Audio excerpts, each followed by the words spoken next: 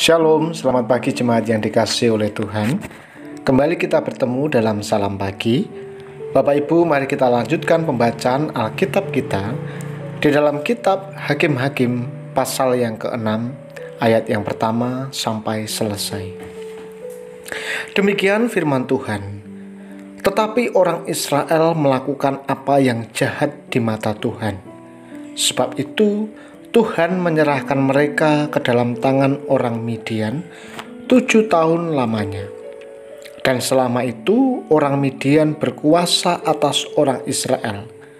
Karena takutnya kepada orang Midian itu, maka orang Israel membuat tempat-tempat perlindungan di pegunungan, yakni gua-gua dan kubu-kubu.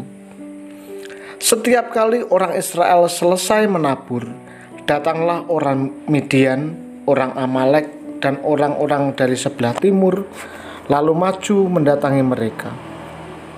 Berkemahlah orang-orang itu di daerah mereka, dan memusnahkan hasil tanah itu sampai ke dekat Gaza, dan tidak meninggalkan bahan makanan apapun di Israel, juga domba, atau lembu, atau keledai pun tidak. Sebab orang-orang itu datang maju dengan ternaknya dan kemahnya, dan datangnya itu berbanyak-banyak seperti belalang. Orang-orangnya dan unta-untanya tidak terhitung banyaknya. Sekaliannya datang ke negeri itu untuk memusnahkannya. Sehingga orang Israel menjadi sangat melarat oleh perbuatan orang Midian itu. Lalu berserulah orang Israel kepada Tuhan. Ketika orang Israel berseru kepada Tuhan karena orang Midian itu, maka Tuhan mengutus seorang nabi kepada orang Israel yang berkata kepada mereka, "Beginilah firman Tuhan Allah Israel. Akulah yang menuntun kamu keluar dari Mesir dan yang membawa kamu keluar dari rumah perbudakan. Aku melepaskan kamu dari tangan orang Mesir dan dari tangan semua orang yang menindas kamu. Bahkan aku menghalau mereka dari depanmu dan negeri mereka kuberikan kepadamu. Dan aku telah berfirman kepadamu, Akulah Tuhan Allahmu. Maka janganlah kamu menyembah Allah orang Amori yang negerinya kamu diami ini. Tetapi kamu tidak mendengarkan firman-Ku itu." Kemudian datanglah malaikat Tuhan dan duduk di bawah pohon tarbantin di Ofra, kepunyaan Yoas orang Abiezer itu, sedang Gideon anaknya mengirik gandum dalam tempat pemerasan anggur agar tersembunyi bagi orang Midian. Malaikat Tuhan menampakkan diri kepadanya dan berfirman kepadanya demikian, "Tuhan menyertai engkau, ya pahlawan yang gagah berani." Jawab Gideon kepadanya, Tuanku, jika Tuhan menyertai kami, mengapa semuanya ini menimpa kami? Di manakah segala perbuatan-perbuatannya yang ajaib yang diceritakan oleh nenek moyang kami kepada kami? Ketika mereka berkata, "Bukankah Tuhan telah menuntun kita keluar dari Mesir? Tetapi sekarang Tuhan membuang kami dan menyerahkan kami ke dalam cengkraman orang Midian." Lalu berpalinglah Tuhan kepadanya dan berfirman, "Pergilah dengan kekuatanmu ini dan selamatkanlah orang Israel dari cengkraman orang Midian. Bukankah aku mengutus engkau?" Tetapi jawabnya kepadanya, Tuhanku, dengan apakah akan kuselamatkan orang Israel? Ketahuilah, kaumku adalah yang paling kecil di antara suku Manasye, dan aku pun seorang yang paling muda di antara kaum keluargaku. Berfirmanlah Tuhan kepadanya, "Tetapi akulah yang menyertai engkau. Sebab itu engkau akan memukul kalah orang Midian itu sampai habis." Maka jawabnya kepadanya, "Jika sekiranya aku mendapat kasih karunia di matamu, maka berikanlah kepadaku tanda bahwa engkau sendirilah yang berfirman kepadaku, 'Janganlah kiranya pergi dari sini,' sampai aku datang kepadamu, membawa persembahanku dan meletakkan di hadapanmu. Firman-Nya, aku akan tinggal sampai engkau kembali. Masuklah Gideon ke dalam, lalu mengolah seekor anak kambing dan roti yang tidak beragi dari seeva tepung. Ditaruhnya daging itu ke dalam bakul dan kuahnya ke dalam periuk. Dibawanya itu kepadanya ke bawah pohon tarbantin, lalu disuguhkannya. Berfirmanlah malaikat Allah kepadanya, ambillah daging dan roti yang tidak beragi itu, letakkanlah ke atas batu ini dan curahkan kuahnya. Maka diperbuatnya demikian. Dan malaikat Tuhan mengulurkan tongkat yang ada di tangannya, dengan ujungnya disinggungnya daging dan roti itu. Maka timbullah api dari batu itu dan memakan habis daging dan roti itu. Kemudian hilanglah malaikat Tuhan dari pandangannya. Maka taulah Gideon bahwa itulah malaikat Tuhan.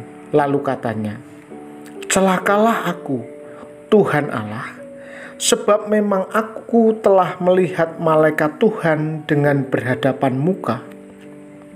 Tetapi berfirmanlah Tuhan kepadanya, selamatlah engkau, jangan takut, engkau tidak akan mati. Lalu Gideon mendirikan mezbah di sana bagi Tuhan dan menamainya Tuhan itu keselamatan. Mezbah itu masih ada sampai sekarang di Ofra, kota orang Abiezer. Pada malam itu juga Tuhan berfirman kepadanya, ambillah seekor lembu jantan kepunyaan ayahmu, yakni lembu jantan yang kedua. Berumur 7 tahun, runtuhkanlah mezbah Baal kepunyaan ayahmu, dan tebanglah tiang berhala yang di dekatnya. Kemudian dirikanlah mezbah bagi Tuhan Allahmu di atas kubu pertahanan ini dengan disusun baik. Lalu ambillah lembu jantan yang kedua, dan persembahkanlah korban bakaran dengan kayu tiang berhala yang akan kau tebang itu.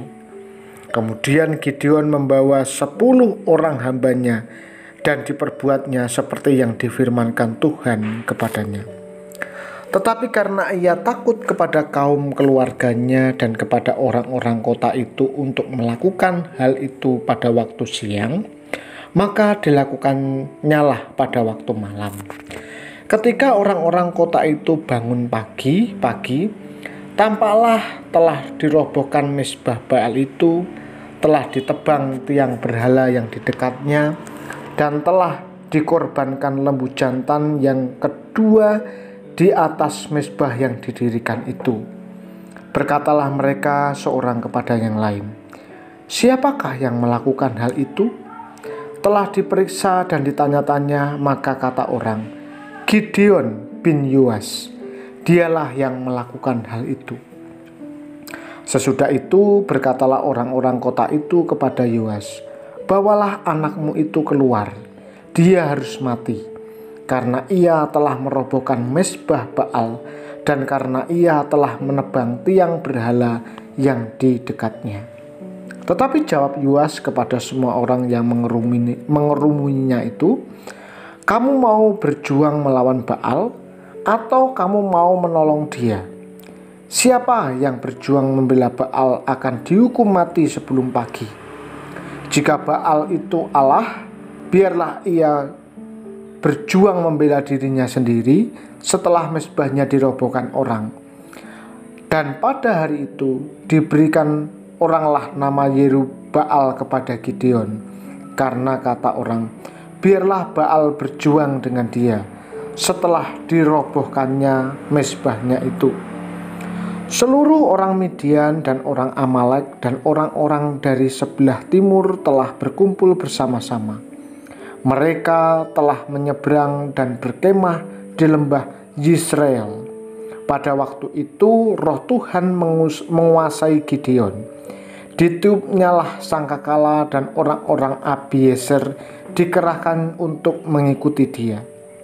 Juga dikirimnya pesan kepada seluruh suku Manase, dan orang-orang ini pun dikerahkan untuk mengikuti dia. Dikirimkannya 10 pula pesan kepada suku Aser, Zebulon, dan Naftali, dan orang-orang ini pun maju untuk menggabungkan diri dengan mereka. Kemudian berkatalah Gideon kepada Allah, "Jika engkau mau menyelamatkan orang Israel dengan perantaraanku, seperti yang kau firmankan itu, maka aku membentangkan guntingan bulu domba di tempat pengirikan. Apabila hanya di atas guntingan bulu itu ada embun, tetapi seluruh tanah di situ tinggal kering, maka tahulah aku bahwa engkau mau menyelamatkan orang Israel dengan perantaraanku seperti yang kau firmankan." Dan demikianlah terjadi, sebab keesokan harinya pagi-pagi ia bangun, dipulasnya guntingan bulu itu dan diperasnya air embun dari guntingan bulu itu, secawan penuh air. Lalu berkatalah Gideon kepada Allah, "Janganlah kiranya murkamu bangkit terhadap aku, apabila aku berkata lagi, sekali ini saja, biarkanlah aku satu kali ini saja mengambil percobaan dengan guntingan bulu itu. Sekiranya yang kering hanya guntingan bulu itu, dan di atas seluruh tanah itu ada embun." Dan demikianlah diperbuat Allah pada malam itu, sebab hanya guntingan bulu itu yang kering, dan di atas seluruh tanah itu ada embun.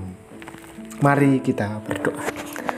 Bapa di surga, kami mengucap syukur untuk apa yang sudah kami baca pada pagi hari ini. Kiranya kami belajar dari Gideon yang peka dan mau mendengarkan suara Tuhan. Mungkin kami tidak tahu cara Allah memanggil kami untuk melayani, tapi biarlah kami terus mengasah hati, pikiran, dan jiwa kami untuk terlibat dalam pelayanan. Bapa, pagi ini hamba-Mu berdoa untuk jemaat Tuhan, baik di GKI Salatiga maupun di cabang Cukilan, Janggelengan, dan Sumberjo. Mereka yang saat ini sedang sakit, kiranya Tuhan berkati, supaya mereka sembuh, dan mereka beroleh pertolongan dari tim medis, para dokter, juga pendampingan dari keluarga. Mereka yang saat ini masih studi, kiranya Tuhan juga memberkati mereka dengan hikmat, kepandaian, kecerdasan, dan juga semangat yang tinggi. Terima kasih, kami akan melakukan kegiatan dan aktivitas kami sepanjang hari ini. Kiranya Roh Allah yang menuntun kami. Di dalam nama Tuhan kami Yesus Kristus, kami berdoa. Amin. Tuhan Yesus memberkati.